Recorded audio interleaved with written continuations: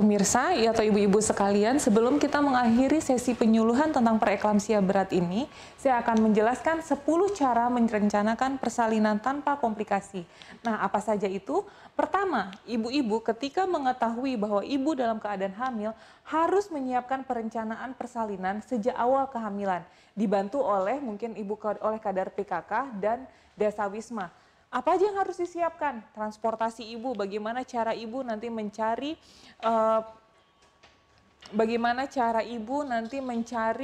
alat transportasi untuk sampai ke tempat pertolongan persalinan. Kemudian biaya bersalin, ibu harus menyiapkan dari awal biaya persalinan ibu, atau kalau zaman sekarang ada BPJS, maka kita harus menyiapkan BPJS dari awal. Kemudian kalau memang ibu nanti membutuhkan darah, siapa yang akan menjadi calon donor darah? Sebaiknya memang dari keluarga kita sendiri. Kemudian kita harus tahu bidan terdekat di rumah kita untuk kita minta pertolongan. Kemudian siapa yang mendampingi persalinan kita, serta di mana tempat bersalin kita. Apakah memang kehamilan kita aman untuk melahirkan di tempat bidan, atau kita harus melahirkan di rumah sakit. Nah, yang kedua adalah lakukan minimal selama kehamilan 4 kali kunjungan pemeriksaan ke bidan selama masa kehamilan.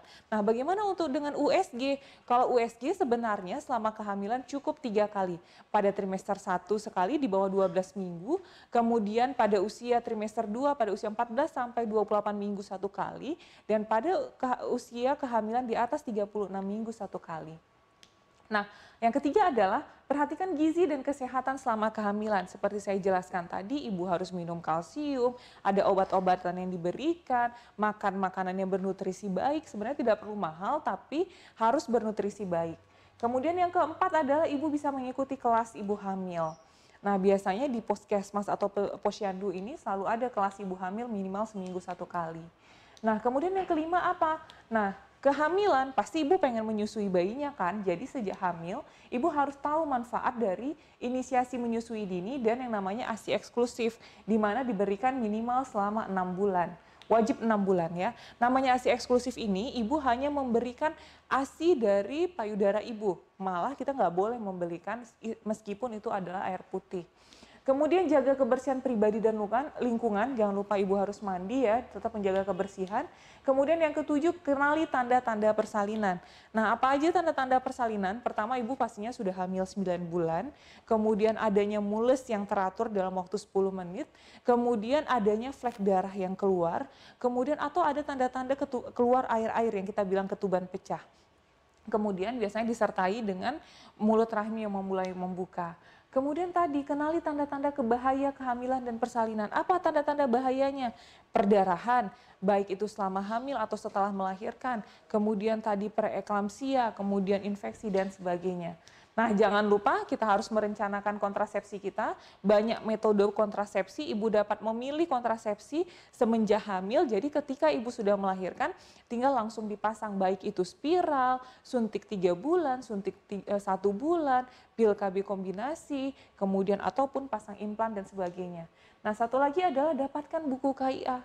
Kenapa ibu harus dapat buku KIA atau buku PING ini? Di dalam buku ini telah dijelaskan semuanya menyangkut proses kehamilan ibu, proses persalinan, dan bagaimana bayi harus dirawat.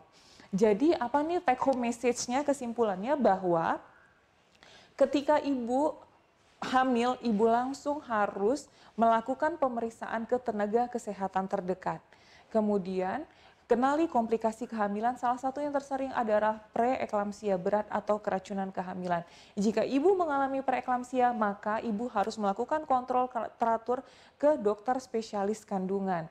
Ingat bahwa preeklamsia akan berulang pada kehamilan berikutnya.